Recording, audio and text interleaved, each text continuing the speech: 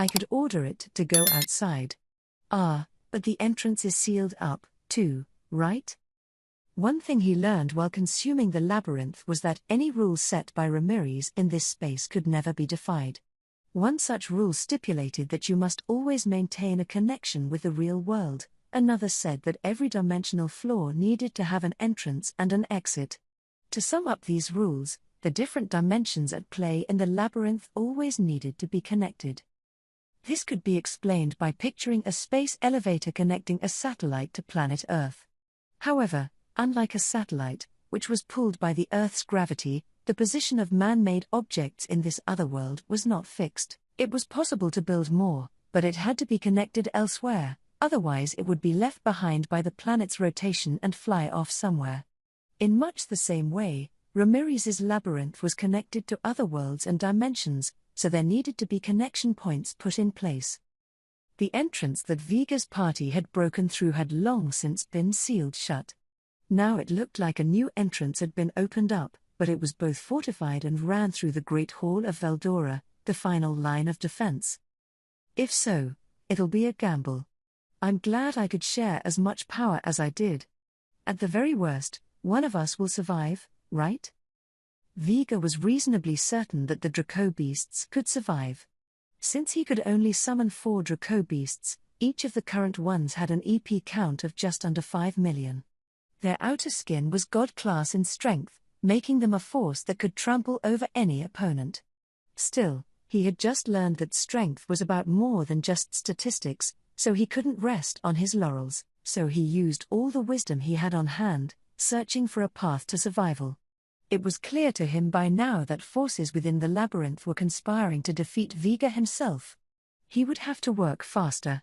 There might have been more than Diablo and Zijin to worry about, but he figured that if he went on the rampage around here, they'd go easier on the Draco beasts for him. I'll do it. I swear I will. Besides, once I kill these guys here, all this pointless worrying will go away. He knew that was impossible, but that didn't faze him. It was an empty show of courage, and yet it was admirable of him to go that far with it. Diablo was a scary presence, but maybe luck would be on his side here. Viga felt he was a lucky person, and with that confidence, he had no doubt that his strategy would succeed, no matter how little evidence there was. That luck had long since run out, unbeknownst to him, but Viga was on the rampage again, sensing that it was all riding on this. What does he think he's doing? Diablo narrowed his eyes and looked at Viga. He's just desperately trying to survive now. It's a futile struggle for him, but I may as well play along. He wasn't being careless. He would never make the sort of mistake that Viga was hoping for. That was impossible now. The reason Diablo hadn't attacked yet was because he was trying to get an accurate gauge on Viga's strength. That task was now nearly done. He had factored in Viga's growth speed, and by the time the labyrinth's isolation was nearly complete, he had also worked out the upper limit for Viga. Now all that remained was to annihilate Viga and not leave a single trace of him behind. However, one troublesome fact had come to light. After analyzing his powers, it looked like even if he disposed of Viga's main body, he could still revive himself from the cells that had branched off from him. Surely, this revived body would still have Azdahak, not to mention the information in Xeranus's dark cells. I could dispose of Viga right now, but the escaped Draco beast would just revive and become the new Viga. Diablo bitterly figured that must have been why Testarossa let Viga go. He couldn't allow himself to make the same mistake, and for that reason, he was a little concerned. Killing Viga was easy enough, but if he wanted to be sure he couldn't revive himself, that required a proper procedure. 2 other anxieties were in his mind as well. One was how Mai was being targeted. Viga didn't have teleportation skills, so it was obvious that he'd want to forcibly take hers. But if you knew you were being targeted, you would naturally take countermeasures. Zijin was keeping a close eye on this situation, though, so Viga was unlikely to get his wish. The second issue was the real problem. Given what he knew about Viga's personality, it seemed unlikely that he'd go through with this, but there was no telling what a cornered rat would try. As he was pondering away, Diablo received a thought communication from Benimaru. We've decided to scrap all the flaws that we're trying to isolate Vega in. Right. That much seems sound to me, at least. Is there another problem? Benimaru was also watching the situation on the big screen, but it was hard to grasp what was happening on the ground, so he wanted some feedback from Diablo. Even the smallest problems need to be shared, that was Rimuru policy. Well, you see, if I dispose of Vega as is, it is very likely that he'll transfer himself into the Draco Beast currently headed for the lower floors. We have to dispose of that one first, to prevent that from happening. With someone like Vega, the sooner he could be taken out of the picture, the better. The longer they waited, the more weird and wholly unhelpful powers he might obtain and the more trouble he'd become. Diablo knew that, but he hadn't done anything so far because Testarossa made the mistake of letting Vega escape last time. Diablo had run her over the coals about that, but he didn't think she was a fool. If she had made that mistake, then he needed to give some credit to her enemy. Now he had a much clearer picture of the trouble Vega posed. The more troublesome an opponent, the better off he was taking the long way around to ensure everything went smoothly. That much was crystal clear now, and Diablo steeled himself for what was to come. The Draco beasts that Dino's team was dealing with had already been revived several times. So was the one Diablo first defeated, so now they were dealing with 3 at the same time. They were still no match for Dino at his best, but it did feel like they were gradually getting stronger. Vega must have been giving them more and more of his power. The one that dove into the lower levels was separated from the main body of Vega, so it probably didn't have that kind of immortality, but either way, it was irksome for Diablo. All right, then. It was giving Benimaru a headache, too. Once Diablo beat Vega, the quarantined part of the labyrinth would need to be fully destroyed. That way, even if Vega somehow revived himself, he wouldn't be able to return to the labyrinth.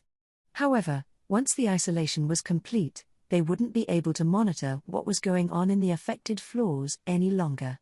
He needed to talk with Diablo before then, to ensure they were all on the same page, and now he regretted being overly optimistic earlier. I understand now. We'll take care of the situation over here, so keep up what you're doing. I'll be waiting for your contact. Diablo ended the thought communication. Then, with a peeved expression, he began chipping away at Vega's power. Dino was getting used to things, fighting with a newfound energy, but it was rapidly petering out on him. What used to be 2 Draco beasts were now 3, and it was really hurting his motivation. We're never gonna get anywhere like this, he whined as he slashed down the Draco beast that just attacked him. Vega was trying to seize control of the labyrinth, and he was succeeding, if only halfway. Ramirez was in the process of quarantining floors 61 through 90, and Vega's rule was beginning to extend its way over them. This meant that as long as he didn't completely tap out the labyrinth's energy, these Draco beasts would endlessly come back to life. Even worse, Dino was mowing them down with a single blow at first, but they seemed to be gradually strengthening over time. There was a limit on how many could be summoned at the same time, luckily, but there were other issues to deal with as well. Dino had just fired a deep bullet at the second Draco beast, a concentrated bullet of pure magic, and while it opened up a clear hole in its chest area, it didn't kill it. Projectile weapons are meaningless against them, Zijin warned. They do nothing but benefit the enemy. Being the strongest guardian in the labyrinth, Zijin was in a good position to know how things worked in here. He therefore knew what should be done in a battle and what shouldn't. Huh? The verbal warning made Dino realize what was going on. Diablo, he now realized, was using nothing but melee blows and slashes against Vega. Now it made sense. Vega was aligning himself with the soon-to-be isolated floors, so any energy released within those floors would just be absorbed by him. That was the way to think about it. Dino wasn't totally incapable of deductive thought, but he was incapable of not being lazy. Unlike Diablo and Zijin, Dino wasn't the type to work things out by himself without being told what to do, but then nearly everybody else seemed like distracted little children by comparison. Being a demon lord, Dino had a pretty gigantic magicule count himself, so firing off a few thousand or so magic bullets was no problem for him. If all that energy was just flowing directly into Viga's coffers, well, that wasn't very reassuring. Seriously? So the labyrinth's protecting Viga and Viga alone here? Dino asked. Zijin gave him a silent nod.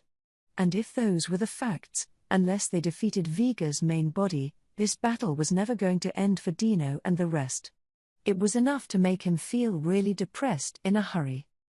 Those Draco beasts, infinitely regenerating until all energy was depleted, were getting stronger with every sortie.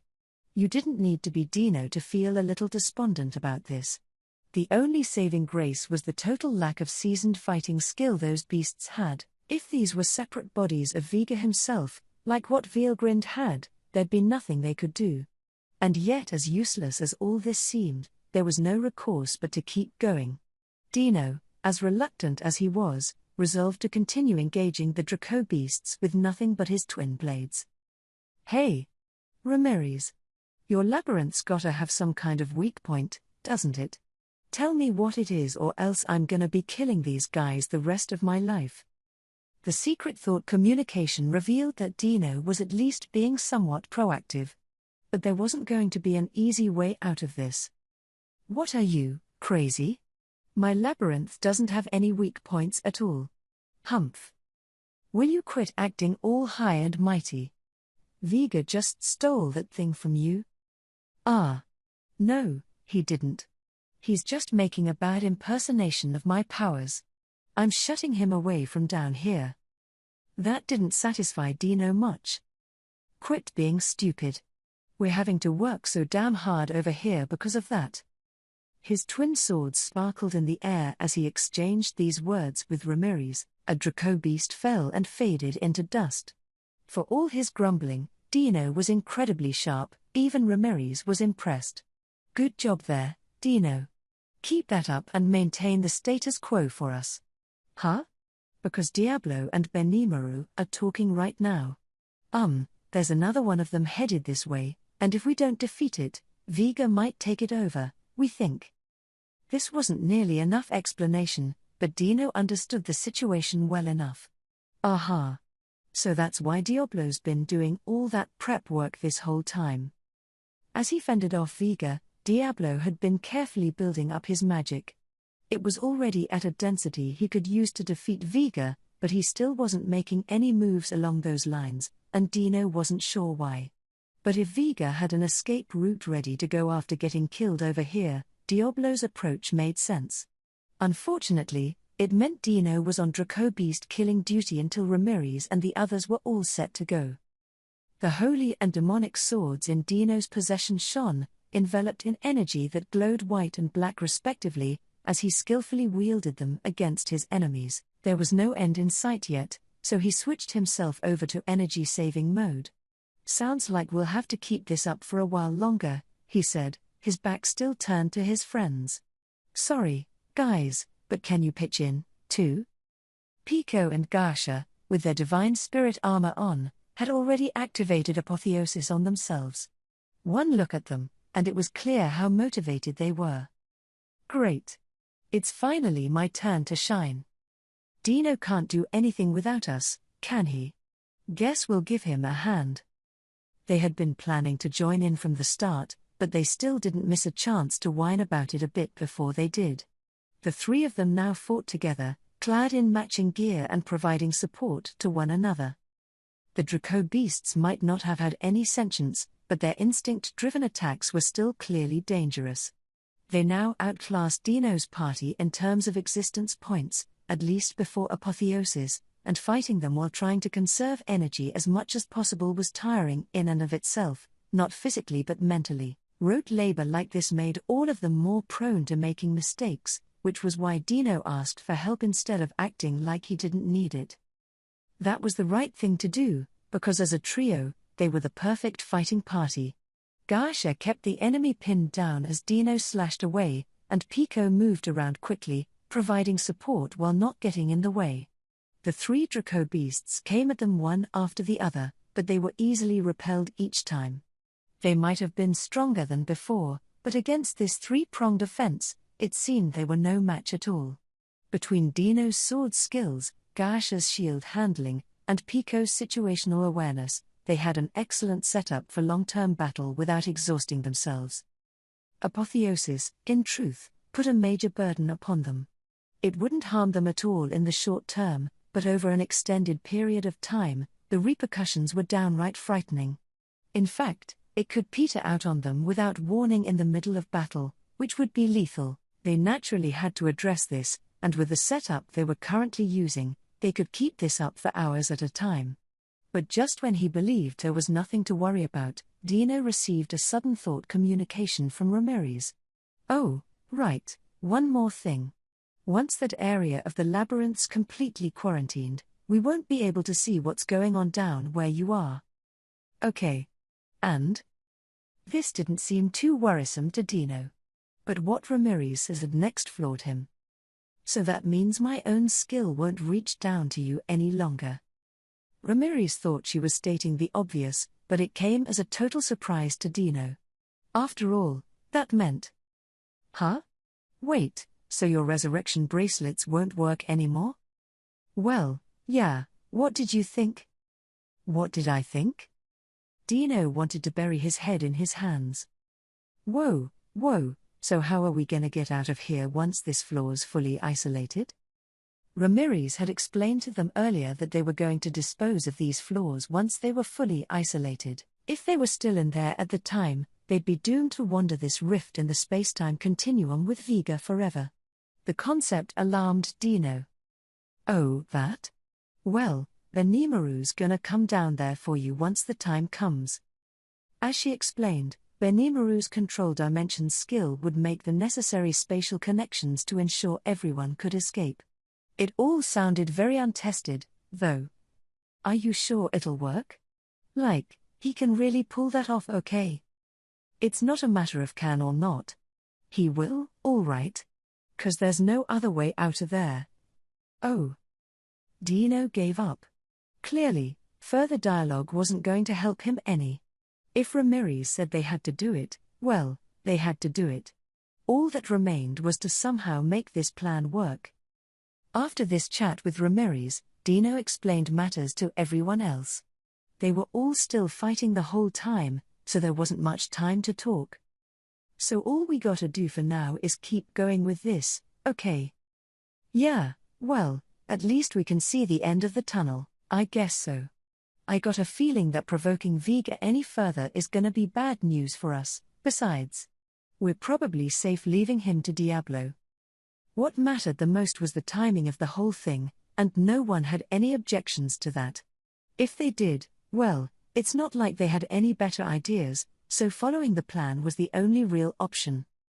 Then Mai, who was still devoted to rear support, casually spoke up.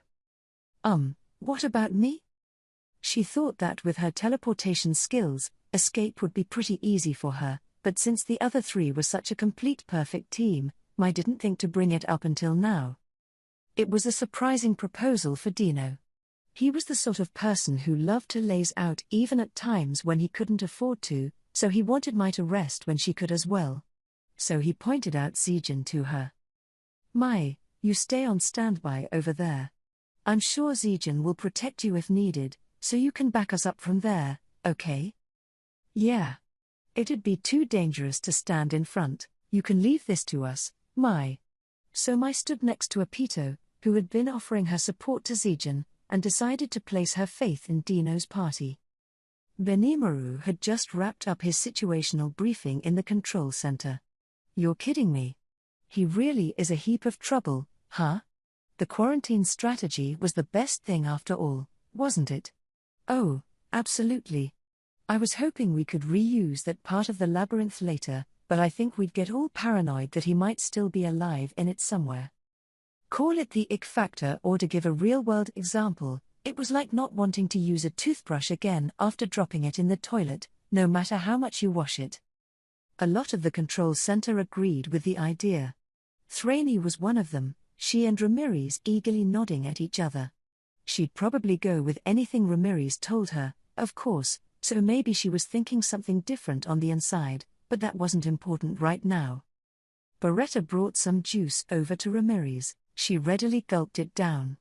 "But," she said, "can we really beat that Draco beast?" That was the big question, one that Benimaru was also concerned about. He had tried to put on a bold front around Diablo, but the 4 Dragon Lords and Hakuro didn't seem to him like they'd be enough to beat the guy. "I think I'm gonna have to go down there," he announced. On the big screen, Hakuro was currently slashing away at the Draco beast. His swordplay was nothing short of brilliant, but sadly, it wasn't enough to dispatch this beast for good. It had lost its connection to Vega and therefore couldn't resurrect itself from the dead, but it still had ultra-speed regeneration, which let it heal itself time and time again. Hakuro was cutting down a foe that was over 50 times stronger than him, which made Benimaru proud to have him as his master, but it was now clear that Hakuro alone couldn't defeat him. What about the 4 Dragon Lords, then? Euros, the beautiful Brimstone Dragon Lord, had bound the Draco beast with a flaming whip that enveloped it in searing heat. Her hope was that the continual heat damage would burn it away at the cellular level, but it was clear that this potential killer strike came at a dear cost to Euros.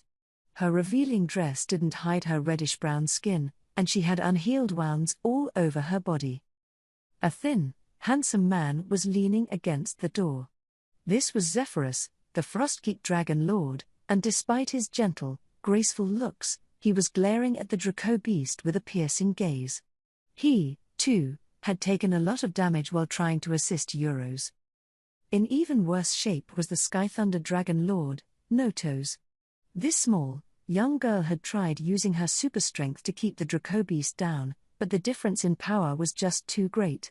If this opponent had any sentience, Notos wouldn't have stood a chance. Finally, Boreas, the Earthshaker Dragon Lord, was also putting everything he had into the fight, protecting the fallen Zephyrus and Notos, even as the dragon scales covering his body began to crack and shatter. Euros's flame whip was broken apart by the Draco beast's sheer power. The gap was just too great, and the continuous damage from the whip couldn't outclass its target's healing rate. It had successfully stopped the beast for a moment, but that was all. Euros clicked her tongue, beyond frustrated, perhaps an unseemly gesture for a woman as beautiful as her, but she still made it look attractive. Hakuro took over for her. She was clearly outmatched with no way to defeat the Draco beast, so retreat was the only option for now, but Hakuro wasn't faring much better. The effort everyone was making certainly deserved praise, but merely holding the beast back was the best they could collectively do. Things would have been fine if they had been able to stick to the original plan, but this particular group of fighters just didn't have what it took to defeat a Draco beast. Just as Benimaru feared, some reinforcements were necessary, and if Benimaru himself were there, the tables would be turned very quickly. Vice Commander? Don't you already have this, really important mission? You have to bring Zhejian and everyone else back from the floors I'm quarantining. Ramirez was right. And it was important to time that properly. He'd need to be quick on his feet just when the Draco beast was defeated. If Benimaru couldn't do it, they didn't have many fighters left who could. CI had his replications deployed far and wide, gathering intelligence. Gable was recuperating. He might have been able to pull this off if he was in perfect shape, but a Draco beast with double his EP would still be an uphill battle. If he hobbled over there right now, his chances were pretty slim. The same was true for Ranga. At full strength, he was a cinch to win, but the burden he had taken from Geld had exhausted him, and he couldn't perform any large-scale moves at all. Sending him over there would just be a waste of time. Instead, it was Beretta who stepped forward. In that case, I'm afraid I will have to go in there. Ramirez instantly rejected the idea. What? Of course you can't, Beretta. If you're not helping me with these calculations, there's no way I can dispose of these labyrinth floors on my own. It wasn't impossible for her, but it'd take more time. That would give Vega more of a chance to recover, and that would mean the failure of the entire mission. There was no choice but to have Beretta do his best to help Ramirez. At that point, one person stood up. It seems my turn has finally arrived. The one who declared this was a fighter with tanned skin and black and red hair like a roaring flame. It was Cherries. Having achieved complete fusion with his dragontite host, he had taken on even more of a dignified look than before, all while his inner self had grown more substantial over time. Cherries. Ramirez brightened up, as if she had only just remembered him now. "Ah yes," Benimaru said with a nod, "if he's been assisting Sir Veldora, I think we could trust him with this vital role." He had seen Cherries' power at a glance, and in his eyes, he had what it took to beat a Draco beast. If he had Benimaru's seal of approval, no one else here was going to object. Cherries had almost been forgotten about, but now he was deploying out in high spirits, after he left the control center. By the way, what was Cherries' existential rating? Ramirez asked an operator. At the moment it's 2.74 million. Numerically speaking, that was lower than the Draco beasts, but it also put Cherries up there with the rest of the main executives here. You sent him out without knowing that, Lady Ramirez? Oh, stop being so uptight, Vice Commander. It's fine. It's totally fine. Cherries is my master's assistant, and he's a real hardcore fighter, too. No way he's gonna lose. Among Ramirez's peers, it was now common knowledge that the nature of one's EP rating could vastly affect how well you fought in combat. That much had been well demonstrated in this battle so far. EP was a useful indicator, but it didn't mean everything.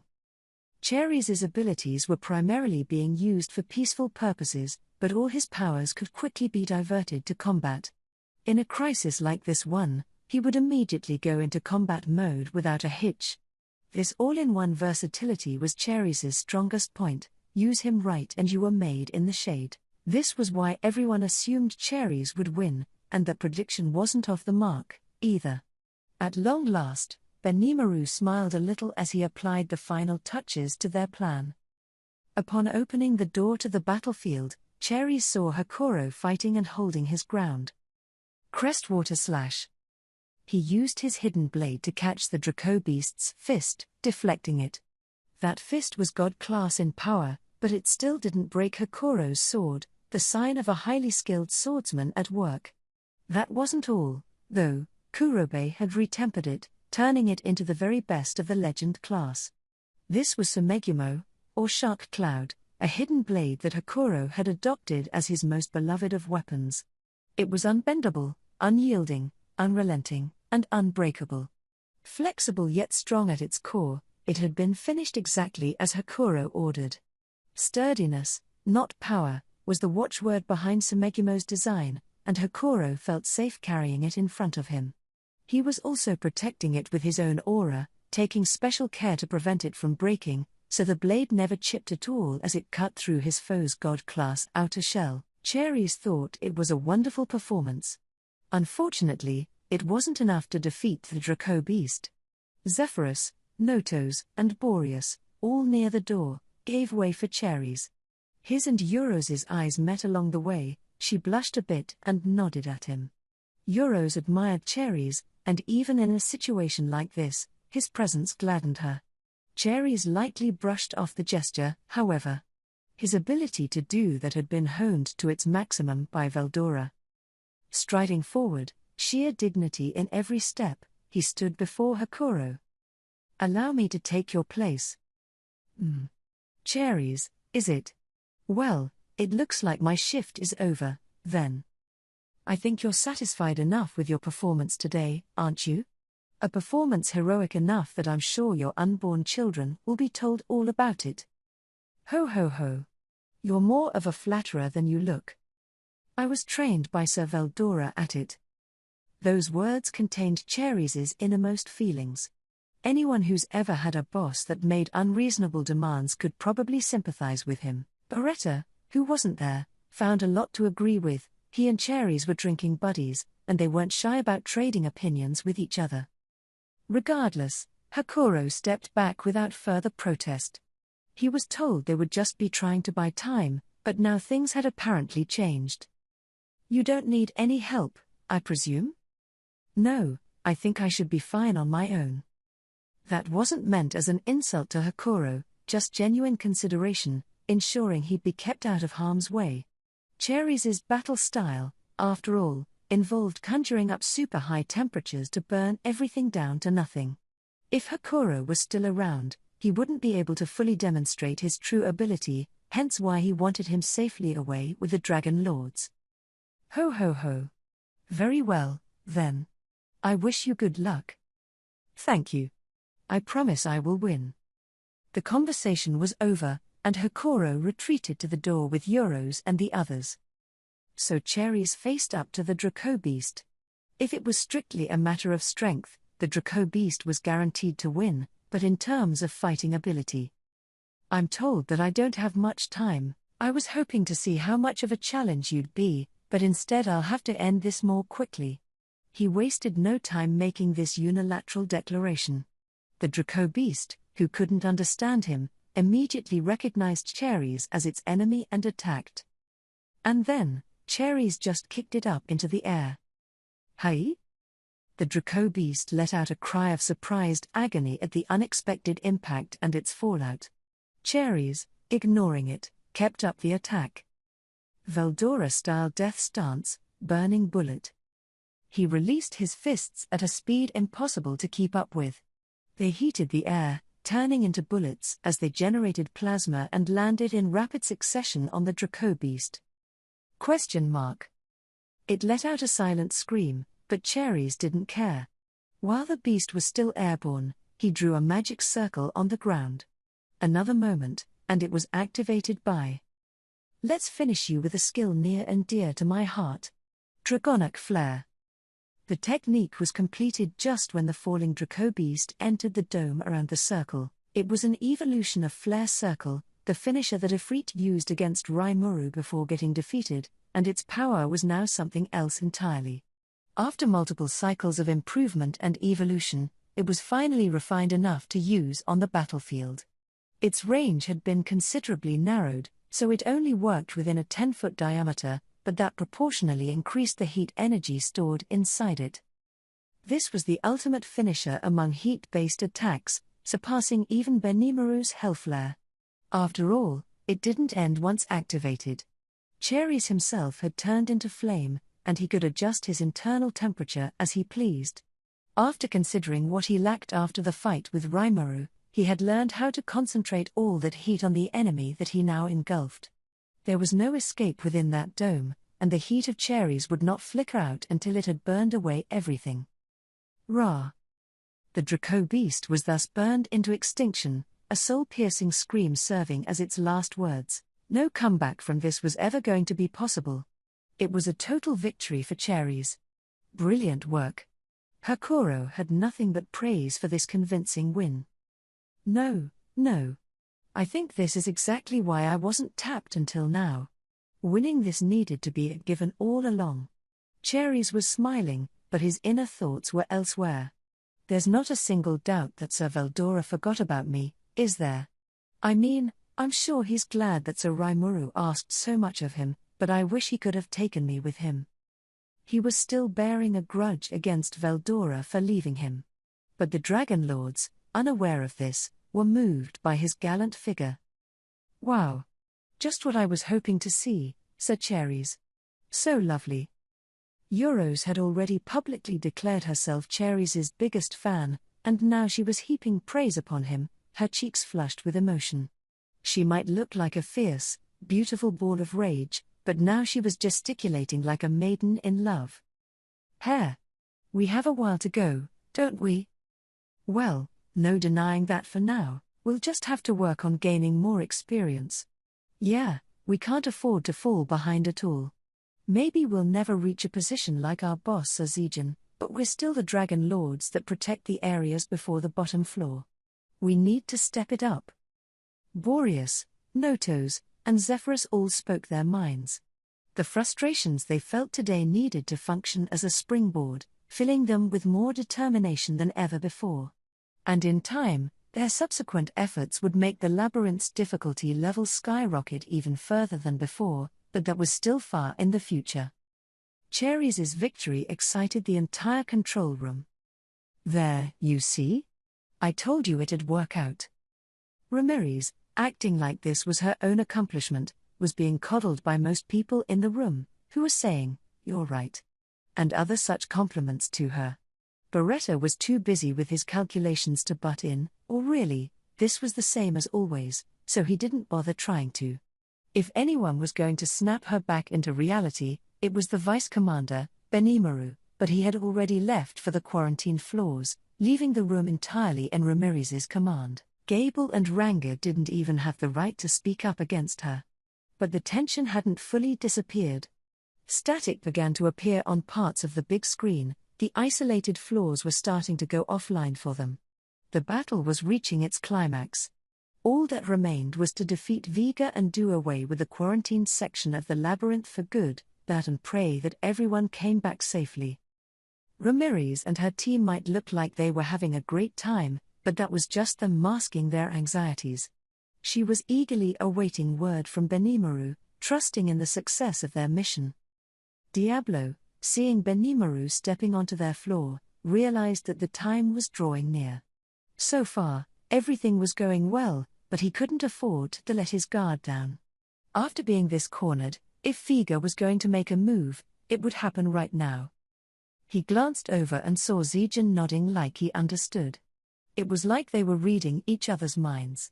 He saw no reason for concern now, and that was just when Vega finally shouted out, "Gah ha ha ha ha.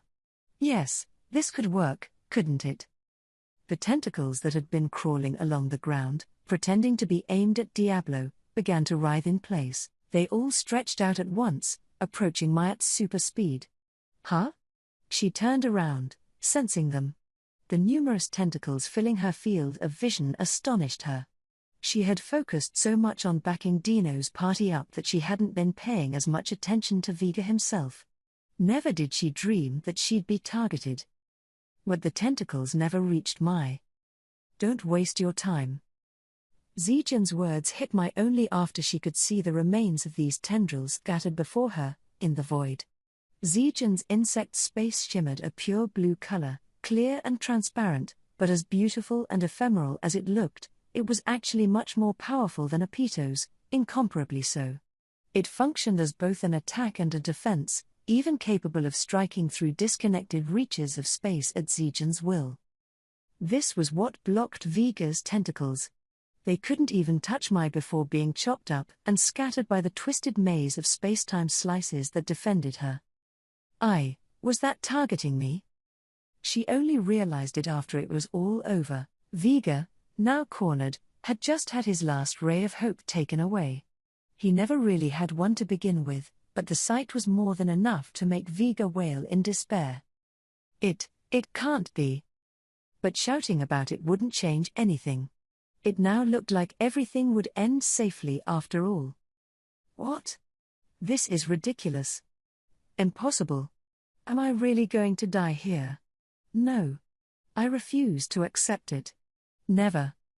Vega's fear and confusion had reached their peak.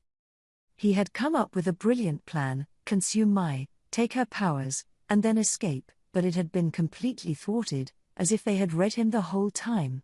It just made no sense at all to him. How can a warrior as superior as I meet his end in a place like this? There was nothing more he could do. He had dearly underestimated Diablo, who turned out to be this monster beyond imagination. It was like they could see through everything, cancelling out his attacks no matter what he tried. He thought he could rely on the Draco beasts, too, but they had sorely disappointed him. Now, seeing the new warrior, Benimaru, arrive, it was clear that the beast Vega sent to the lower levels had been killed. This was when Vega finally gained a full awareness of what was happening. He was trapped, with no way out, and now his brain was firing hard to find a way to survive. But even so, there was just no possibility left to pursue. Diablo and his allies were up to something, that much was clear, and Vega was unlikely to hold out against it. Maybe if he used the immortality he had gained, he could find a way to survive, but he had no interest in taking a life-or-death gamble like that. It was frustrating. He had grown strong enough that everyone had to see that, but he had failed to gain anyone's respect. He had no friends he could trust. He had nowhere to settle down and feel safe. His heart was never satisfied. His greed never reached its end. That was only natural, it was the result of his own actions. If you didn't trust others, there's no way they were going to trust you. Being nothing but strong and arrogant wouldn't accomplish anything for you. People could see through others a lot more than one might think, a fact Viga didn't understand. Just wanting something didn't mean you could get it. Sometimes, you'll give and receive nothing back, but if you don't give, nothing's ever going to get off the ground. Viga had lived his life so far without knowing this. Much about his upbringing was worthy of sympathy, but he also had many opportunities to shape up and reform himself. In the end, the only person who could take responsibility for his actions was Viga himself. But Viga wasn't about to accept this. To hell with all of you, you sons of bitches. He used his entire body to express his rage. Then, at that moment, he had a forbidden thought. Yes. Yes. Why should I be the only one who dies? That's just crazy. Let me take 'em all with me instead. That way, I won't have to be lonely in the afterlife, either. It was the exact possibility Diablo had been worried about. He believed that Viga was too much of a dirty coward to make that move, but Viga was also unintelligent enough that Diablo couldn't shake off the possibility. This was a man with no real ideology in life, following his passing whims day after day, a man foolish enough to carry out any plan that came to mind without carefully considering it first. This was exactly why Diablo remained on his guard. He figured that at any moment, Viga might be aroused by a sudden impulse of fatalism. And now that premonition was coming true. Viga grinned. Heh heh heh. I get it. You're stronger than me, I'll admit that, but I'll be the one laughing last. Gah ha ha ha ha ha ha ha ha. That's right. I should have done this from the very beginning. His laughter turned into a roar, the evil aura he emitted growing denser and denser. Diablo clicked his tongue. He had anticipated this scenario, even taking measures against it, so he was able to suppress the magi bacteria Viga was trying to spread around. But those bacteria, after fusing with Xeranus's dark cells, were now stronger than before. Already, some of the cell fragments Viga had shed during his time in the labyrinth were filling the air. The remains of the tentacles from earlier must have also been transformed into magi bacteria. I didn't expect them to be this much trouble. They'd be a lot easier to thwart if they were still in their original state. Damn him. Even during this current battle, Viga had been gradually strengthening himself. He had also acquired some sort of other distasteful power, only adding to Diablo's concerns. If things continued like this, it'd be impossible to stop him. All that advance prep he did was the right move in the end. Abyssal plane. So he began to act. Viga's body was now trapped within Diablo's Azazel, Lord of Temptation. This cut off all contact between him and the outside world. In an instant, Viga's main objective was stopped. In other words, Diablo had just prevented him from blowing himself up. I see. So you were trying to take all your cells that fill this isolated space and collapse them at once? Collapse wasn't quite the right word. The amount of energy Viga concealed from Diablo was massive, and that meant an equally huge explosion was in the cards for them. Diablo does it again, thought Benimaru. Exactly. With someone like this, there's no telling what they're thinking. It's best to sweep them out sooner than later. Diablo was confident that he could survive such a blast, but the extent of the damage on his exhausted allies was harder to predict. Decisive action was needed to stop this, and that's why he acted the way he did. In any other situation, Diablo would have been finished dealing with Viga long ago. If he was willing to allow the less certain elements of this to remain unaddressed, there was no telling what kind of disaster might have resulted. But now that everything was fully in place, all they had left to do was bury Viga and trash the quarantined floors. Or that should have been it. But then something happened to Viga, or his Dracobeasts. That futile struggle of his wound up being the trigger that gave him even greater power. Ha ha ha ha ha ha. I did it. I win again. It was the Dracobeast crying out.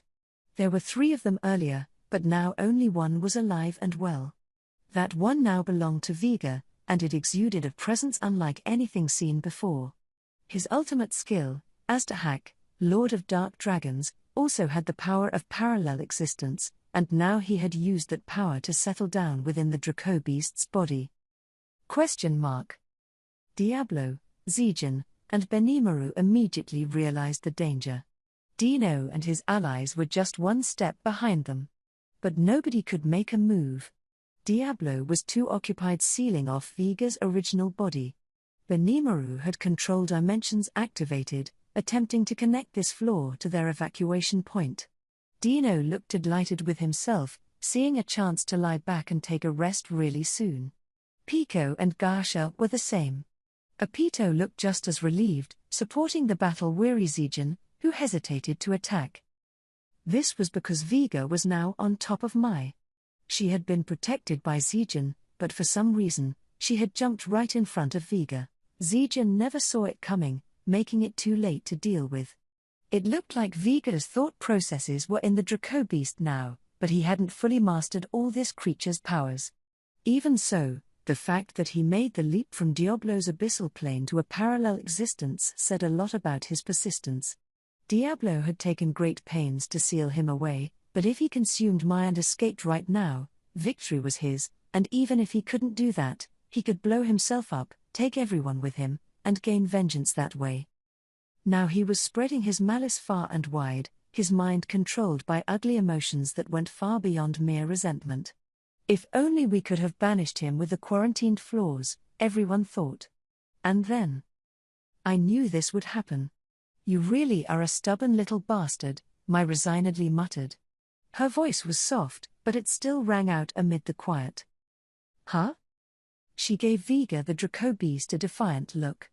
Look, I'm taking you out, all right. I'll banish you to some far-off, unknown place, where you'll stop being a nuisance to everyone. What? The hell are you talking about? Vega was desperate for an answer, but Mai wasn't giving him one. Whoa, stop. Before Vega could react, Terramater, Lord of Starry Skies, began to shine. Mai wasn't about to sit here and be protected the entire time. She was observing Vega, fearing how stubborn he was, and she had more than a faint hunch that this would happen. That's why she never dared to run away from this, even though she could tell Vega was aiming at her. If she sacrificed only herself alone, that might be enough to protect everyone else. Terramater's light faded. And at the end, the fleeting image of Mai's thoughts reached Dino and the others. Farewell, Dino. You were so cool when you started giving a crap. Thank you for giving me courage. Farewell, Dasha. You were like a big sister to me. Farewell, Pico. I didn't know you for long, but you felt like a good friend. Farewell, everyone. Take care. You guys can all live forever, so I'm sure you'll forget about me real soon, but... Then Mai's voice broke off, but Dino thought he caught one final snippet of it. It'd be nice if you could remember me. Mai was gone and so was the threat. Vega's original body was still there, and there was no reason to keep it alive now. Diablo wasted no time dealing with it. End of the world. There was no way it could withstand the collapsing of its world. At that very moment, Vega's main body was destroyed. However, it was likely that his skills and authority had all been transferred to the Draco Beast that disappeared with Mai, and so he was completely revived as the real Vega. The idea disgusted Diablo. Thanks to this, he missed his chance to lord it over Testarossa all day. Well, he thought, whatever. Let's get this over with. He didn't know what sort of evolution Vega had undergone after consuming Xeranus. There were millions of his cells left floating around the quarantined floors. Left unchecked, there was a risk that they'd consume the local monsters and revive themselves. Now was no time for sentimentality, they had to carry out the plan they agreed to beforehand. Quit staring into space, Dino, said Diablo. But. No buts. If your trivial emotions prevent you from fulfilling your mission, that will be a problem for all of us. Diablo was being cold with him, but Dino knew he was right. Well, let's give her a parting gift, at least. A real flashy one, 2. Benimaru tried to collect himself. Then everyone else went on the move, working to make it happen. Hopefully, Mai will like this, Dino thought. Actually, no. I'm sure she'd get all angry about it. As serious-minded as Mai was, she wasn't a big fan of being conspicuous, and she probably didn't like flashy stuff at all. Dino knew that, but he refrained from saying it out loud.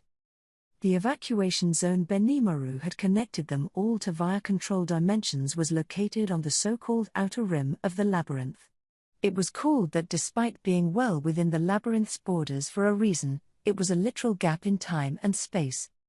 This labyrinth was in a place adjacent to another world, a subspace, in other words, and this also brought it in contact with many other worlds in many other dimensions. Thus, if the key world existed outside of the labyrinth, then the outer rim of it had to be located within it. Standing there, at the far edge of the labyrinth, were Benimaru, Diablo, Zijin, and Dino. They were about to launch a huge fireworks display at Benimaru's suggestion. It was only those four because none of the others had access to control dimensions and thus couldn't act upon the space beyond here. Xeranus had entrusted Zijin with that skill, so his control dimensions had evolved into dominate dimensions. Diablo had obtained the same thing long ago, annoyed that Michael's time stop had stymied him so much.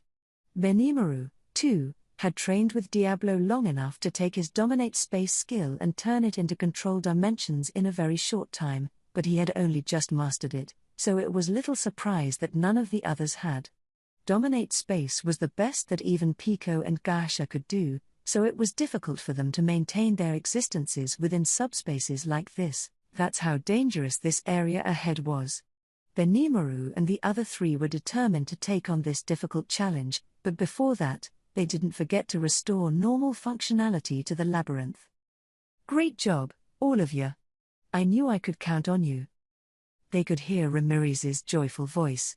Being back in the labyrinth gave them a fulfilling sense of security. The resurrection bracelets would do their thing if they died here, so no one was particularly stressed. At the same time, though, Ramirez's labyrinth laws wouldn't apply where all of them were going. So you're really gonna do this? What Ramirez truly wanted to say was, why don't we just leave good enough alone? This quartet was about to attack the abandoned Floor 30 with all their strength. Benimaru had explained everything via thought communication, but she still wasn't too enthusiastic about it. Between him and Dino, they all shared in a strong determination that Vega must never be allowed to revive. She could sense that, and that's why she was so against it, but knowing how they felt, she didn't try to stop them. The now abandoned Floor 30 was currently visible from the refuge zone connected to it. If left alone, it would be swallowed up by some other world in time, shot far away to parts unknown. Phase fluctuations were a constant occurrence in subspace, they were completely unpredictable, and if caught up in one, there was no way to predict what other dimensional space you'd be sent to. The very flow of time might be distorted at your destination. Thus, whether you mastered dominate space or not, it simply wasn't realistic to return to the same place and time you were thrown from. Vielgrind pulled it off, but it required a culmination of miracles and coincidences working in her favor. Survival in a place like this was all but hopeless, even for spiritual life forms. Ramirez, knowing this, gave them one final warning. Well, listen. Each of you needs to set up a barrier to protect yourself, all right? And don't you dare let go of your lifeline. If you get swept into subspace, there's no telling where you might be sent then, you know. Dino nodded at this advice. The other three, Benimaru, Diablo, and Zijin, were all linked by Rimauru's soul corridor connection. Out of the four here, only Dino lacked such a firm bond. Yeah, well, Pico and I will support you, so don't worry, okay? I'm pretty shocked we don't have any link like that. Hey, don't worry about it. Right? We're all friends. We trust each other. That makes a lot more sense than some stupid soul corridor thing. Dino agreed with them, but he was still saddened a bit. Regardless, they had to be careful from here on. There wasn't anything like footholds in subspace, so they had to rely on their lifelines. It was highly dangerous, just as Ramirez said, but Dino was feeling unusually motivated. To him, any option that meant not having to work was the best one. That didn't mean he couldn't work, he just didn't want to. Therefore, whenever he was motivated to work, he made sure to wrap it up quickly. If he had to put in an effort, it was better to get it all squared away in a hurry. That was his credo. That's why he was the first to jump into subspace. Zijin arrived soon after, located on the opposite side from him. Benimaru had the least experience with this, so he was still positioned pretty close to the safety zone. Diablo, meanwhile, had showed up way in the back, the most dangerous place to be. From Dino's point of view, they had formed an equilateral triangle, and to the outside observer, they had formed a four-sided pyramid with Dino on top and the other three below. Everything was ready. This ritual required at least 4 people to work. Ramirez was the one who suggested it, since they had a quartet, and Diablo was all how interesting in response. Zijin silently agreed as well, with Benimaru and Dino saying yes to it a beat later. However, this ritual was just as dangerous as the place they were in. Ignoring Diablo for the moment, it'll be with Zijin and Benimaru, huh? Wow. The magicules are rising again, aren't they? He had seen Zijin in the previous battle, so he could understand him, although he wished he didn't. But now, at some point, Benimaru had become as powerful as Dino in serious mode, too. He wondered why but didn't have the energy to bring it up. Instead, he focused on the plan. Careful, now. Came an anxious warning from Ramirez. The real show would begin once everyone had reached their designated positions. 2 people could connect the dots between each other to create a one-dimensional line, 3 would create a 2-dimensional plane, and 4 would make a 3-dimensional space. Each of them stood at a vertex of this pyramid, their target point in the center. What they were trying to do, in other words, was to have each person smash their finisher move from the edges of the completed pyramid into the abandoned floor 30 perched at the center. It was much more than a layered magic circle, instead, they were forming a 3-dimensional spatial magic circle. But this is gonna take an insane amount of power. Like, seriously. Dino held his breath.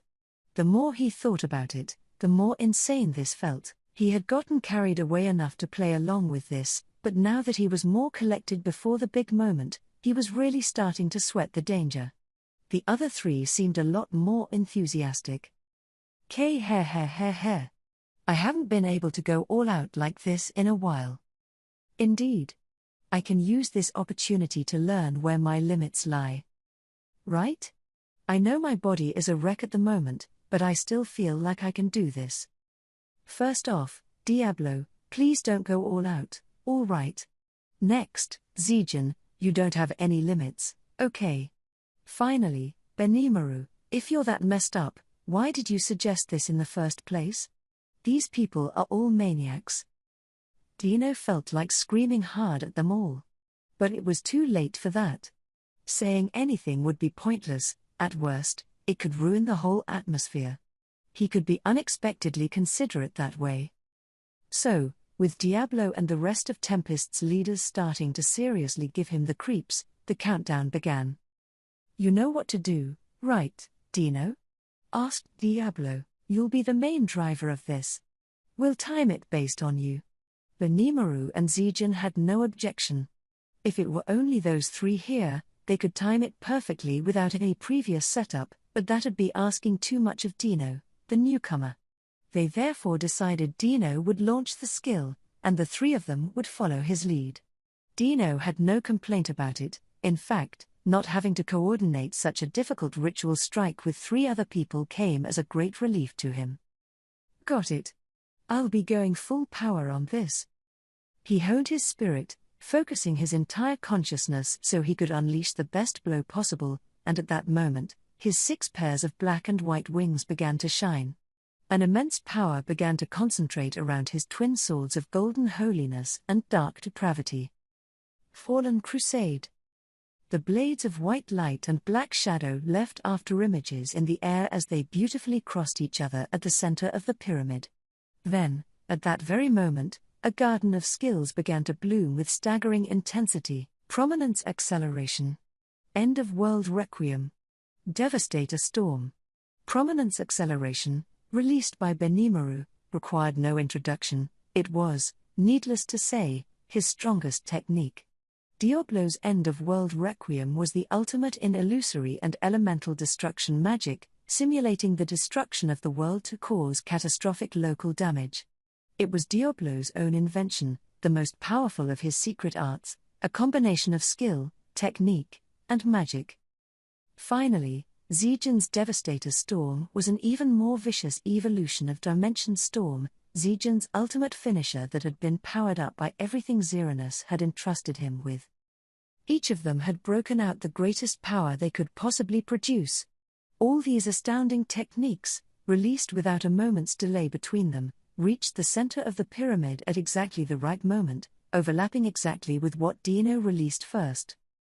There, in the abandoned part of the labyrinth, a colorless sort of polar light was blooming, bathing the subspace in dazzling hues. It was a beautiful and truly worthy tribute.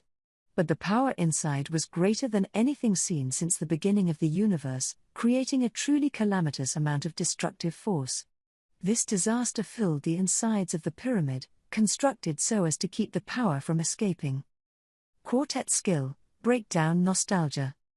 The power of these four combined to create an unprecedented, ultimate form of destruction. If the timing was even slightly off, the danger would extend to the casters themselves. Dino, experiencing this up close, was shaking with fear. "I thought it was way too dangerous to try without any practice," he'd later say, but either way, this was the moment that a new heroic tale began to spin itself. This was all being covered in the control center. Everyone witnessing the scene was silent. There was no sign of this raging storm of destruction ever ending. It was fortunate that this was happening inside subspace, because if they were still in the labyrinth, there was no telling how many floors would have been leveled. That's kind of crazy, Ramirez admitted. The abandoned floor 30 in the middle of it had been forced out of existence the moment it contacted all that energy. If this sort of vicious attack had ever been tried on the surface of the planet, well, it would likely erase the whole thing, along with the solar system it was in. They had truly outclassed the power of Veilgrind with this one, these four giants combining their powers to create a synergy that produced unimaginable results. But as silent as the control center was, some of the people returning to it were happily conversing among themselves. Diablo and Benimaru were first. That was certainly an engaging experience. "Oh, absolutely. My body was screaming at me, but once it came time to do it, I felt a rush of energy like nothing else. I'd love to do it again, but I don't think we'll have the chance anytime soon, sadly." Carrera was talking about how much fun it was to break through labyrinth floors. "I think I understand her point of view now, indeed. Testing the limits of your strength like that. It is not a frequent occurrence." Zijin had joined in at the end, adding more fuel to the conversation. It was a much different atmosphere from the rest of the control center, and Ramirez was unable to keep from trembling at it. Her anxiety was now transformed into anger. She flapped around the room, declaring to the returning Benimaru and his allies that all talk along these lines was absolutely forbidden. Amid all of this, Dino was just casually hanging with them, too tired to do much of anything else. Pico and Gasha were also lounging on a nearby sofa, as if they deserved to be. Shuna quietly offered the three of them some tea and snacks. "I'm sure it was very hard work for all of you," she said with a smile, the sort of act that any man would immediately fall for. Dino was no exception. Now all this hard work felt like it was worth it. Unlike his three companions, he had been fighting strictly with his own energy, so he felt he deserved a little reward. He sprawled out on the couch, acting like this was his God-given right. As Dino relaxed, he asked Shuna for a tea refill. This was how he recovered from fatigue, and the act completely flummoxed Benimaru. "Hey. Why are you so relaxed like that?" Well, my work's done, ain't it?" came the carefree reply. It infuriated Benimaru. Well, why don't you just go back home, then? Dino looked back at him, confused. Benimaru was unsure what to make of this. Huh? Well, once all the dust settles, your worst enemies often wind up becoming your best friends, right? So in terms of my home, well, where else would that be besides here? His cheerful voice was awfully convincing. It was almost breathtaking, how he thought only about what was best for him and him alone. He even winked at Benimaru, pushing his irritation that much closer to maximum. At long last, Benimaru fired back. I'm not even talking about that. All of you were enemies until just a little while ago, weren't you? Dino was a demon lord despite it all, and Benimaru was running the risk of sounding rude to him, but Pico and Gasha sure weren't complaining. Their respect for Dino wasn't all that high in the first place. Dino, for that matter, didn't mind at all, brushing it off and turning toward Ramirez. Oh, come on, we all kissed and made up, right? Didn't we, Ramirez? What? Well, I suppose so. If you want to work here again, well, I ain't opposed to hearing ya. Ramirez was back to normal. She was all smiles after remembering that she already made amends with Dino. Now they were all enjoying the snacks together, but it was too early for that. They were still in the control center, and while the danger within the labyrinth was a thing of the past, there was still a lot of hardship unfolding worldwide. CI was constantly flying around, collecting information, and they were far from solving everything quite yet. But here's Dino, acting like it was nothing to do with them any longer. Pico and Gasha were the same, or even worse actually, wholly ignoring the conversation as they got to work on a cake in the middle of the table. Whoa. This is, so good. Hey, since we have 3 of them, can I reserve that one over there for myself? Not so fast, Pico. I was aiming for that one. Huh? Oh, come on. I claimed it first. I have every right to it. A truly ugly fight had broken out over the cakes Shuna whipped up. A fight Dino was ready to dive into. Or really, he was the main instigator. Hey! That's not leftovers or anything, it's mine. I don't remember giving you guys any rights to begin with. With that shouted defense, he attempted to secure his own share of the cake in a panic. His pleas went unheard. Even friendship is powerless in the face of that cake, the Tempestians in the room thought. Benimaru sighed as he watched them. He loved Shuna's desserts just as much as any of them, but this show was really just an awful sight. Well, look, I don't think we should spoil lazy bums like you, but Shuna, would you mind baking one more, please? He was the first to give in. As far as he was concerned, if things continued like this, they were going to be here all day without making any progress. It might have been mean, what he called Dino, but he couldn't help himself. He just didn't act like a demon lord at all. Shuna nodded with a snicker. But Dino and his friends hadn't been alerted yet. They were still sitting there, bickering endlessly about cake. Friendship really is such a fleeting thing, in the end. Compared to this global-scale battle, it was just a cute little thing, but the 3 of them were now scowling at one another, none of them giving an inch. The fight continued until Shuna brought in more of her fresh-baked best. So after everyone finally had their fill of delicious cake, Dino and his cohorts agreed to work with Benimaru. They must have realized that this man, the elder brother of Shuna, who worked magic in the kitchen, really shouldn't be antagonized so much. In any world, those in control of meals always wielded a great deal of power. Well, I am a demon lord, remember. Don't take this as you bribing me or whatever. Right? But we want 3 of these per day, all right? Otherwise, what are we even doing here? But if the world gets destroyed, we won't get to enjoy these any longer, right? We gotta keep helping out a little longer, I guess. So the negotiations paid off. The 3 of them would be hired by Ramirez in time, but that too would depend on their talks. This world needed to be protected first, and they were under Benimaru's command for now because that made things more efficient. Much like Diablo, Benimaru had no doubt at all that they'd win in the end. They'd win on a global scale, 2, transcending borders wherever they went. They're all still young, Dino thought, but man, are they something. Watching Benimaru and the others, another thought came to Dino's mind. Maybe we'll see my comeback safe, too, huh? He had never imagined for a moment that his serious-minded colleague would ever do something so self-sacrificial like that. Her actions had saved them all, but now there was no way to pay her back, no matter how much they wanted to. It left a bad taste in Dino's mouth, so he decided to at least help Benimaru and his team in the meantime. Otherwise, he never would have volunteered for any of this. Once Maya's back, we've simply got to have her try some of this cake, and just like Gasha said, they needed to keep this world peaceful first.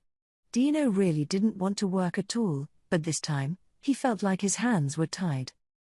My Foki was floating in the unfamiliar space she had jumped into with all her might. This was probably a dimensional rift, the kind they called subspace.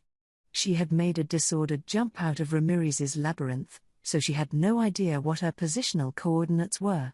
She was alive, at least, thanks to her powers automatically adjusting the space around her to make it survivable. She wasn't aware of that, but either way, she was thankful for her good fortune. That, and for some reason, she had the worst hankering for some cake right now. Maybe it was a sign that someone was talking about her, but why on earth would she suddenly think about cake at the moment? That was a luxury, something she could hardly ever get to try. Where she was from, they mainly had things like baked cheesecake and pumpkin cake. She had never seen any shortcake or fluffy sponge cake before. Maybe she could find some if she looked, but the bakeries at the imperial capital were too expensive for her salary. Yuki would sometimes bring her things like sweet potatoes as a gift. They were the best reward she could possibly think of, although she didn't tell him that. And now Yuki's been killed by Jahil, so she was starting to feel sentimental about him. When she was wandering around the empire with no idea what was going on, Yuki had stepped in to lend her a hand. She had been striving to live ever since then, dreaming of the day when she could come back to her own world. Now, of course, she had stopped being human at all. She had gained the power to survive well near anything, including this mystery space she was in right now. It was very strange, but it didn't mean May's wish had come true. Obtaining Terra Mater, Lord of Starry Skies, had so far done little apart from teach her how cruel reality was all over again. The chances of her returning to her own world were impossibly low. It was theoretically doable but not for Mai. Crossing dimensional barriers requires an enormous amount of energy, along with long strings of complex, arcane calculations and a vast amount of spatial and temporal position data. Given her current situation, May's despair seemed understandable, but on the other hand, it was exactly why her safety was guaranteed. She was still stuck in Viga's grasp, but there was nothing to fear. Even in this situation, she knew she wouldn't be killed right away. "Why the hell are you smiling?" Viga asked grumpily, still holding on to her. "Oh, nothing. I was just thinking some cake would be nice." "Heh. Glad you're so unconcerned about this. Maybe you think you can get away on your own, but you can't, all right?" "Get away? No, that's not possible." "Huh?" Viga looked at Mai, puzzled. Then his face contorted into a smile. Heh. You know, if my main body gets killed, the ultimate skill Azdahak will get housed in this one, right? And if it does, you'll be the first thing I'll eat." That meant he'd obtain May's instant motion, making him stronger, and able to return home. The thought made Viga grin. By this point, however, Viga's original body had already been destroyed. Azdahak, Lord of Dark Dragons, was actually dwelling inside of him at the moment, he just wasn't aware. It was almost comical at this point, but there was no better proof of how little Viga understood any of his own powers. Mai wasn't cowed by Viga's threats anyway. "You can't," she said. "Don't get cocky with me. Because if you're talking about them sealing away my main body without killing it." "Oh, that's not what I'm worried about." Mai had considered that possibility. If they killed Viga's original body, the Draco beast before her eyes would just become his new main body. Knowing this, they'd probably take the step of sealing that original body away somewhere, right? That's what she thought, but then she immediately rejected the idea. It was just too dangerous. Vega could evolve himself at extraordinary rates, so wouldn't it be better to destroy whatever parts of him they could? That was, in fact, exactly what happened. Mai was correct, and she was confident she was, for the same reason why she knew her biggest wish would never be granted. It'd be a gamble, wouldn't it? You don't really know if you can take my powers at all. Shut up, you fool. I know I can do it. Maybe, Mai thought. But she avoided saying that. But you can't read positional data, can you? She asked Vega. Huh? If you want to move through a space, you need to be able to calculate coordinates. You'd need at least those figures for your current position and the destination you want to reach. And if you kill me, you'll never get that information. Mai's power, the evolved Terramater, gave her the skill dimensional leap. However, as she just said, it required a lot of data to work. It was possible to leap toward the wavelengths released by a living target, but if they existed in another dimension, it was impossible to reach them. Even if she knew the timeline, position data, and other information she needed for her target location, if there was a dimensional barrier separating her from it, she lacked the power to cross it at all. This was why Mai gave up on returning to her original world. In some instances, it was possible to cross this barrier if you were just going to an adjacent dimension. It was a case-by-case thing, though. The walls in question could be of varying heights, so sometimes it wasn't doable, no matter what. The only way around that was to find an underworld gate or some other rift and just explore. Mai had an essentially infinite lifespan now, but even then, she had to write it off as undoable. Every dimension, after all, ran on its own temporal axis. If two worlds ran on synchronized axes, there'd be no time difference if you jumped between them, but in reality, this wasn't something to expect. Even within the same universe, space expanded faster than light. The resulting correlation between time and space was beyond Mai's understanding, and without that, the probability of reaching the exact time and place where her brother was alive and well was infinitely close to zero. If Mai had more power, maybe she could leap through time and space at will. If she was a true dragon, for example, she could just do that for as long as it took. But it wasn't possible for her. That's just the way it was. Since she had made that leap just now with all her might, she was unable to read any information about her current location. Whether she escaped from Vega or not, any sort of return was hopeless now. It wasn't worth hiding at all, so Mai was honest about it. Of course, even this went way over Vega's head. What? So you mean? I mean that unless you have my full cooperation, you'll never be able to use my power properly. Mai's aim was to strong-arm Vega and get him to delay the decision he had to make. She was succeeding, too. But she knew full well that this was just a stall tactic. Vega's head spun at what Mai told him. He couldn't deny any of it. In the first place, he really wasn't making the best of his ultimate skill as the hack. Like Mai said, it seemed certain that if he stole her power from her, it'd just go to waste in his possession. Only then did he realize that Azdahak, Lord of Dark Dragons, was within him at that moment. Damn it. No, maybe I can't handle complicated abilities. But, what should I do, then? He hated my having the upper hand like this, but even if he killed her and took her ability, it'd mean nothing if he was still stuck in this dead end. Vega was at a loss. Unless something changed, he and Mai would remain stranded in this unknown subspace. If he wanted to leap out of here, that depended on Mai. He'd have to wait for Mai to recover her energy, and then they'd have to take random dimensional leaps all over the place. They'd need to cooperate that whole time, and Vega would have to stay on Mai's good side that whole time. It all sounded like such a hassle to Vega. If he stayed there and kept on thinking about it, he likely would have reached the conclusion that he ought to eat Mai up anyway.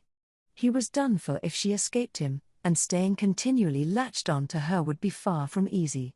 Better to just take away her powers now and figure things out on his own. That was how he would have reasoned it, But before Vega could find that answer, he lost his chance for eternity. Huh? Oh, wow, was it Mai who noticed it first or Vega? An incomparably powerful space-time storm had suddenly appeared before them. The laws of subspaces were beyond human understanding. Would they be all right if they got caught up by that storm? There was no way to tell. We'd better get out of here. You don't need to tell me.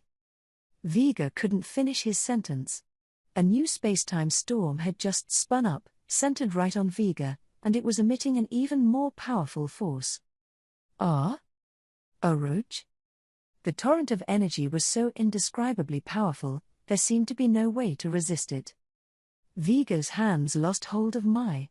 It was a great opportunity for her, but she was in no condition to seize it. The light danced around her, and despite being a spiritual life form, this vortex of time and space she was caught up in was making her pass out. I know you said not to give up, Yuki, but I'm sorry, she told herself before letting go of her consciousness. The space-time storm passed in another instant, and Vega alone had stubbornly survived. That wasn't any big deal at all. It's often said that people become a lot less religious after the danger has passed, and that's exactly how Vega was reacting. So instead of reflecting on his actions, he kept on making the same mistakes. Tisk. Well, guess I lost track of Mai. If she took a direct hit from a torrent of energy that powerful, she might be dead right now, for all I know. But Vega had always been a lucky man. His survival alone proved it well enough, or so he thought. But he was wrong. Vega's luck had run out a long time ago. And the fact that he had let go of Mai proved it. Here was a place that nobody knew about. There was nothing. No sea and no sky. No heaven, no ground, no up, no down. Finally, Vega realized the situation he was in. No stars shone in this place. There was no light, which meant there were no colors. Nothing at all existed. It was a complete void. Whoa. At long last, Vega realized this wasn't too good a place to be in. There was nothing, and that meant no indicators of where he was. He could try to move, but he couldn't tell if he was even moving forward or backward. There were no magicules. The ones leaking out from Vega might spread out around him, but there was no sign of them hitting anything. For that matter, maybe time wasn't even flowing at all. Suddenly, fear welled up in Vega's mind. He now fully understood that he was alone. There was nothing to do. There was nothing he could do. Whoa, wait a minute. What's going on? God damn it. Hey! Is anybody here? His fear turned into anger. God damn it. What did I ever do? Don't give me this crap. He shouted into the void with all his might. However, nobody gave him a reply. There was no reaction at all. No one he could act tough around. There was no point to that, but he tried again. Hey! Quit messin' around with me. I'm the immortal Vega. The strongest, most invincible being in the whole world. Reaching that point in his tirade, Vega suddenly felt very empty and scared. Yes, Vega was immortal. He had just remembered that. Whoa, wait a minute. Wait just a minute. He tried to set off a huge explosion centered on himself, releasing all his energy. But nothing changed. Vega was just resurrected without a moment's hesitation. Then, after some time, he was fully back to normal. His boundless energy showed no sign of running out, so no matter how much energy he released, it would always be replenished for him. He had Xeranus the insect lord to thank for that, after eating his corpse. Now he hated it. His body was immortal, and his energy would never run out. Even suicide was impossible. Huh? No, wait. No. Wait a sec. His resentful voice reached no one. Before long, it turned into a wail. In this lonely, empty place, he wallowed in his own foolishness, unable to even end it all. He would be alone forever and ever. Epilogue. Beyond the demise. I opened my eyes a little. I had been grappling with Milim, and then Feldway interrupted us, and then. Have you woken up? Oops, Seal was talking to me. If Seal was safe, that meant I was still alive, too. That was kind of a relief, but it led to a lot more questions. I couldn't help but start with the biggest one first. Where am I? My vision suddenly began to blur, for reasons totally beyond me. But in my confusion, Seal casually answered my question. This is the end world. It's also referred to as the end of space and time. Huh? You were thrown here by Feldway after he applied a dimensional transfer to you. Per Seal's explanation, I apparently allowed Feldway's chronosaltation to take effect while I was trying to deal with Milim. Adding one time stop to another one doesn't change anything, but multiplying them together will bring about dramatic change. That was dimensional transfer, or chronosaltation, a technique that stopped the flow of all time and focused it entirely on the target alone. You had the flow of time, paired with the resistance produced by space, trying to hold everything in place. The stronger both were, the further they could bury their target here, in the far end of everything. Thanks to that, I was now at the end of space and time, apparently, a place where withering time and space intersected, in the distant future. And at that moment, Feldway was no longer able to ignore me, given that I was capable of freeing Milim from his control. From Feldway's point of view, he likely avoided fighting head-on with you, as you had become a higher existence that could rival or even surpass him. In other words, Feldway didn't think he could kill me. I couldn't be taken down too easily, so he sent me somewhere else so I wouldn't get in his way. At first glance, that just sounded like putting off the problem for later, although in my eyes it seemed like a pretty rational approach. I mean, the fact of the matter was that I'd totally lost track of where I was, so. Telling me that this vast, colorless, featureless space was the end of space and time didn't give me a lot to work with, though. Time wasn't flowing at all in this place, but unlike the world of stop time I was familiar with, I couldn't even perceive the expanse of this space by manipulating the data particles around me. That is correct. Time has stopped in this place. The expansion of space has also reached its end. The law of entropy has guided this universe into its final stasis. It has? You seem to know an awful lot about all this. Like you were there to see it or something. That is correct. Via Feldway's chronosaltation, we have been sent to the far reaches of time and space. Here, the stars had long since exhausted their natural lifespan, but the world itself had not yet collapsed.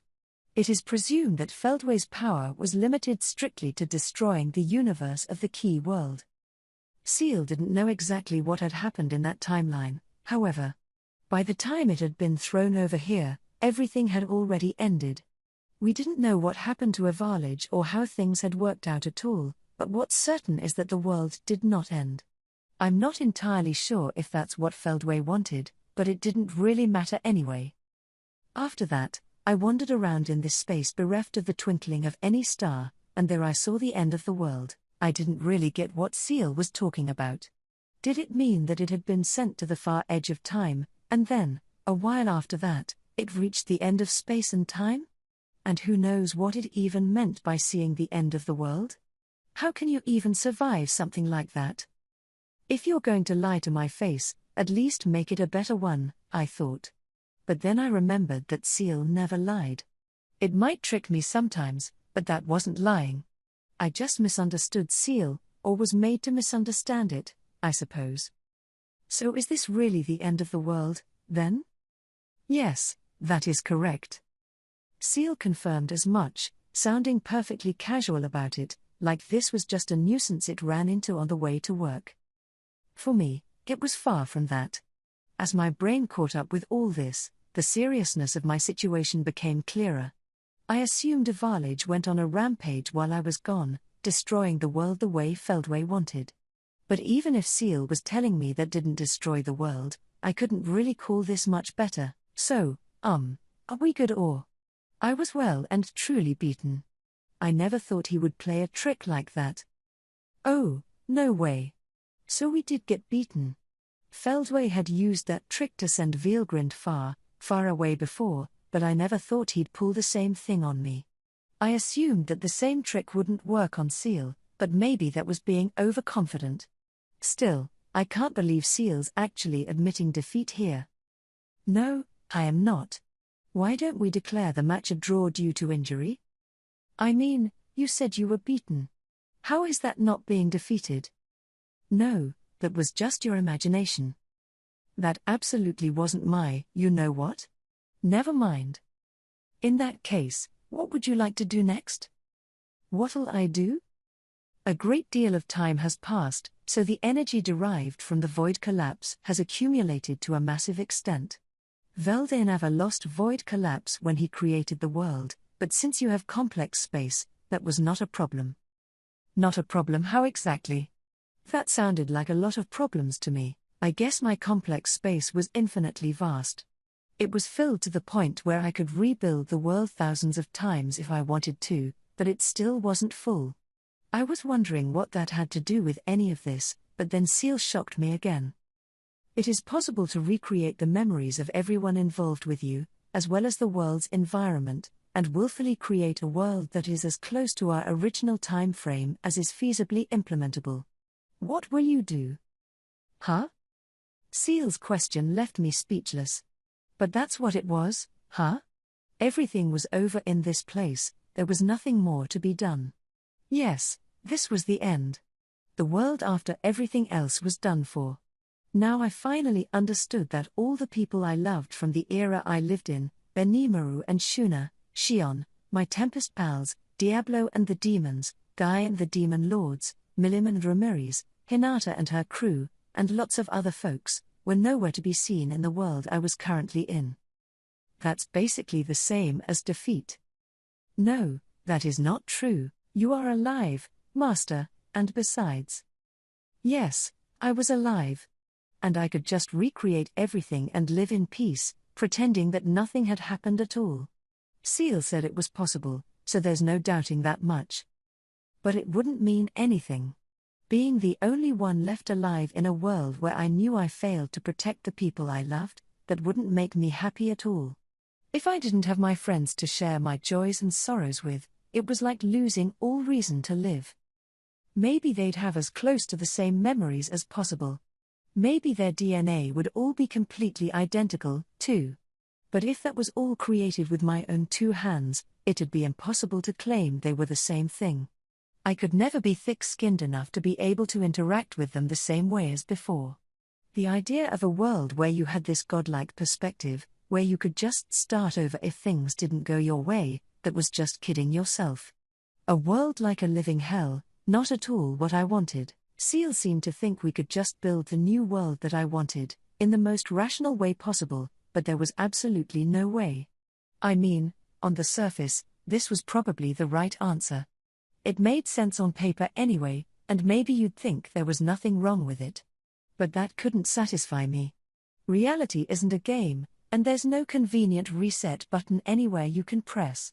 You can go ahead and laugh at me or call me a sentimental fool, but would you want me to bring back my dead comrades like a magic trick so I wouldn't feel lonely?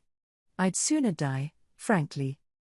I know this is selfish of me, but this is exactly why I can't let myself create a world that's suited only for me. If I was stuck in a world like that, I'd just rot and die. If clinging to the past was the only way I could find comfort, well, I'd rather live in solitude and retain my pride. I thought that you would give an answer like that, Master. Then quit giving me all these pointless offers to, what?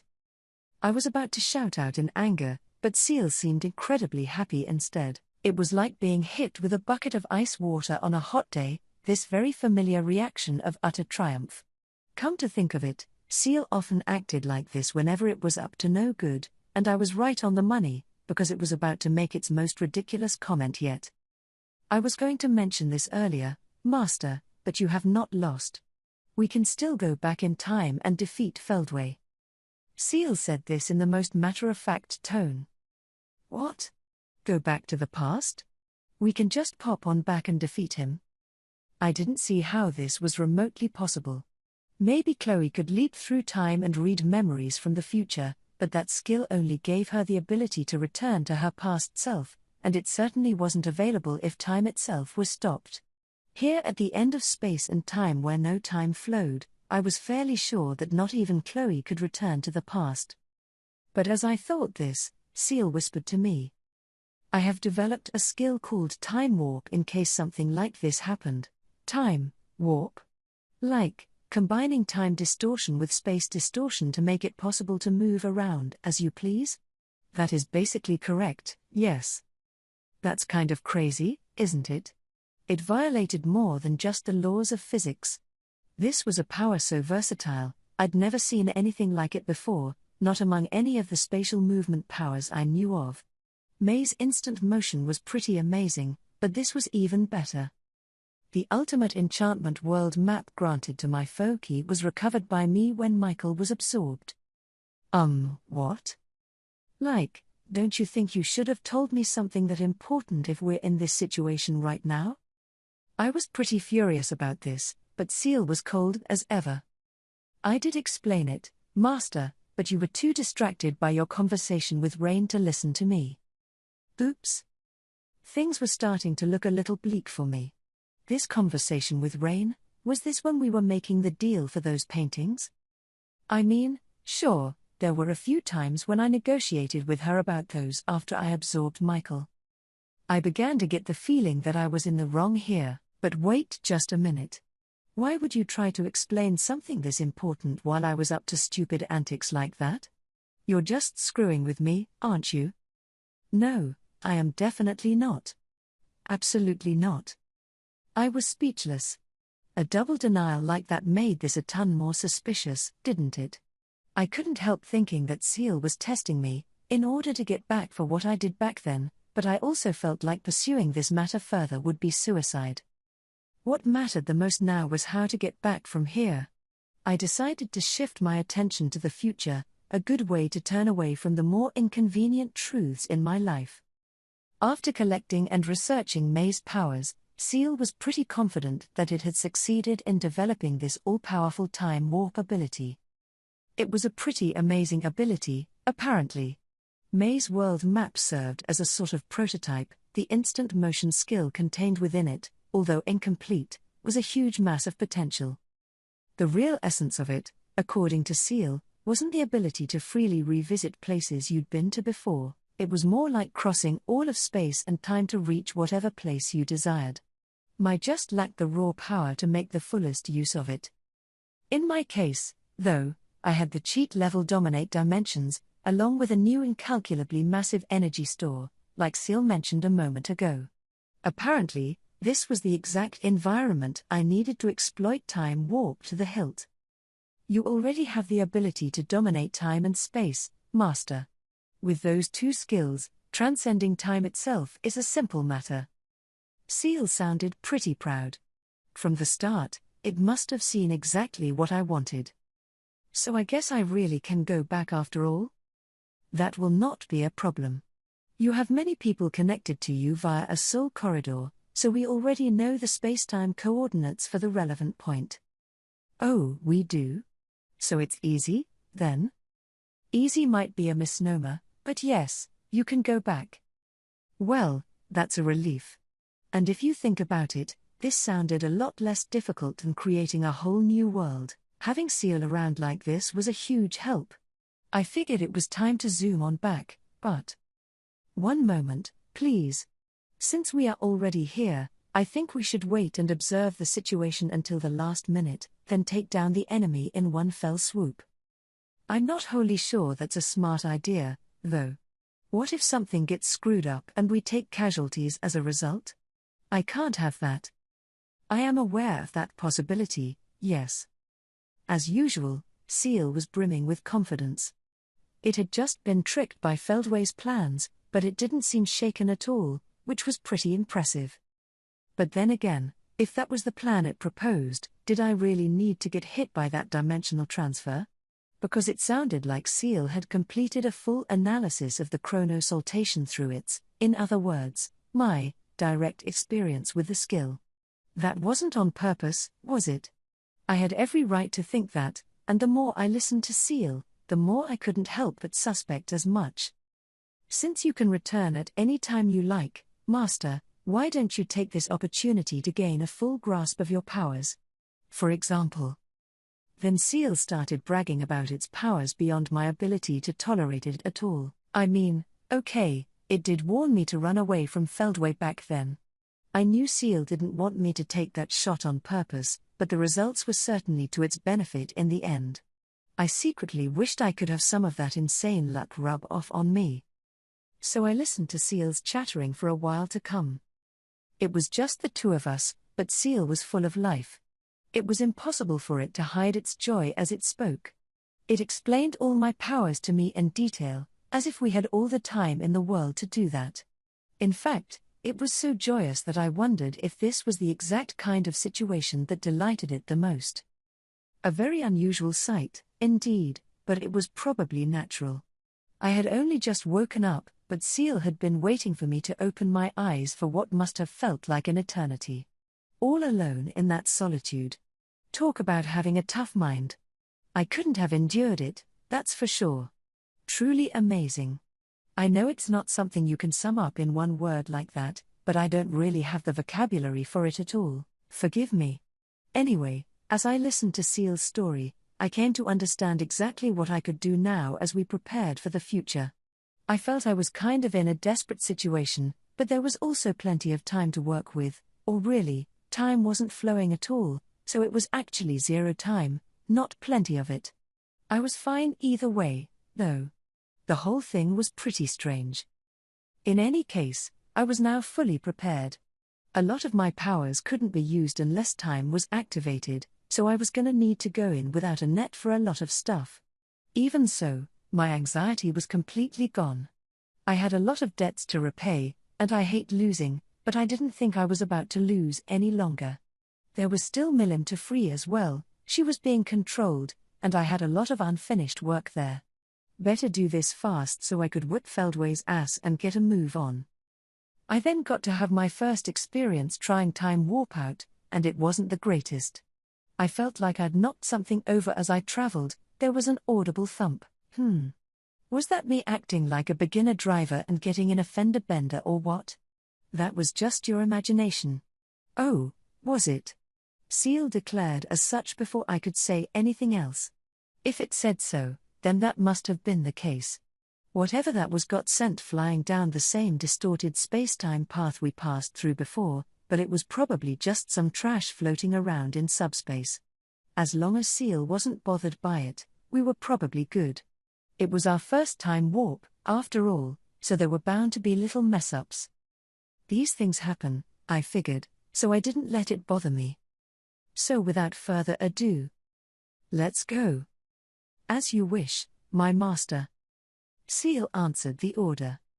As always, it felt so easy and so natural. I could sense Seal's absolute faith in me, and I burned the feeling into my mind, so I'd never disappoint it later. Now was time to choose the world that I felt was right. I might mess up again, but I won't lose. It's time to end this chain of misfortune and build a bright future for all of us. And so I time warped toward the past, where everyone was waiting for me.